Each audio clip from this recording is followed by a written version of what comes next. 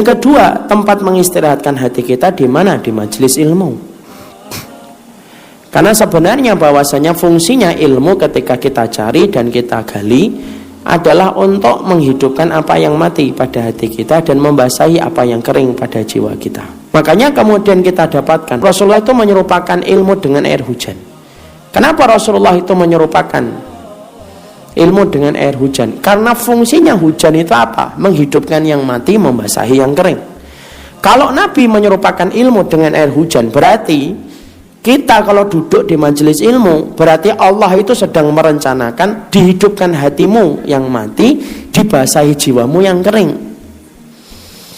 Makanya orang kalau sudah duduk di majelis ilmu, kalau dia benar, adabnya benar, dia ikhlas, dia tidak sibuk dengan berbagai macam perkara-perkara yang mengganggu dia dalam perjalanan mencari ilmu, insya Allah di situ dia akan mendapatkan kebaikan. Makanya adab mencari ilmu harus dijunjung setiap para pencari ilmu.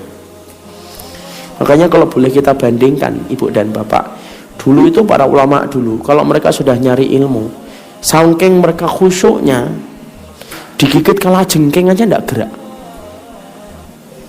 Saya tuh baca itu bingung saya. Ada seorang ulama itu, majelisnya ulama, ada muridnya digigit kalajengking, itu tidak gerak. Kemudian ada orang di belakangnya negur, makrab itu loh kalajengking. Dia dengerin lagi, ditahan itu kalajengkingnya sampai selesai, baru kalajengking itu diambil, dibuang. Kemudian orang mengatakan, loh kenapa kamu nggak ambil kalajengking dari tadi?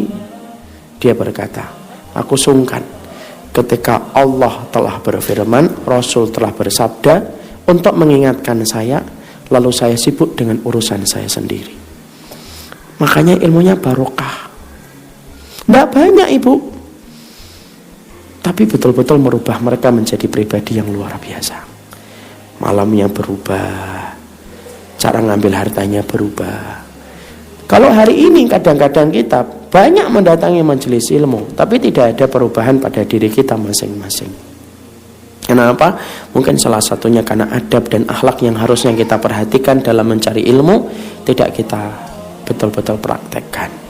Makanya majelis ilmu tempat mengistirahatkan hati. Makanya kalau majelis ilmu itu Allah bedakan kok, pasti Allah bedakan. Orang yang dapat ilmu sama orang yang tidak dapat ilmu itu Allah bedakan. Wong antara anjing itu kan ada dua, kalbul mu'allam, kalbul ghairu mu'allam. Anjing itu kan dua kalau diterangkan dalam surat Al-Maidah. Ada anjing yang terlatih, ada anjing liar yang tidak pernah dilatih. Anjing yang terlatih kalau nangkap buruannya halal atau haram? Nah ini malah bingung di sini. Kalau ada anjing terlatih nangkap buruan, misalkan kijang, tapi diterkam sama anjing yang terlatih, maka kijang ini halal atau haram?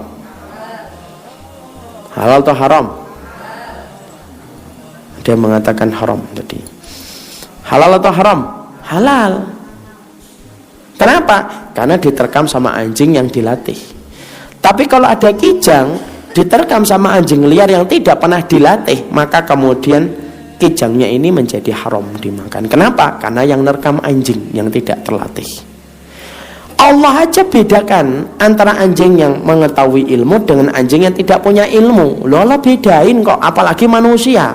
Wong anjing aja dibedakan sama Allah, padahal cuma anjing. A-N-J-N-G, anjing.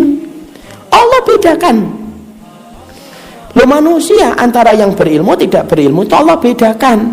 Makanya kalau kita sedang letih segala urusan dalam kehidupan di dunia, kita sudah tidak merasakan kenikmatan duduk di majelis ilmu. Kalau suaminya kemudian sudah mulai berubah, ajak, ditarik tangannya dengan lembut, ayo duduk di majelis ilmu. Karena pada majelis itulah kita akan mendapatkan siraman ilmu. Dan Nabi menyerupakan ilmu kayak air hujan. Sifatnya hujan menghidupkan yang mati, membasahi yang kering. Kalau ada orang yang duduk di majelis ilmu kayak saya, kayak antum semuanya, berarti Allah sedang membuat sebuah perkara, ingin menghidupkan yang mati pada hati kita dan membasahi pada yang kering pada jiwa kita. Ya itu duduk. Dan niatnya benar. Bukan untuk berbangga-bangga dengan majelis yang dia ikuti. Saya ikut majelisnya Ustadz Fulan, terus kenapa?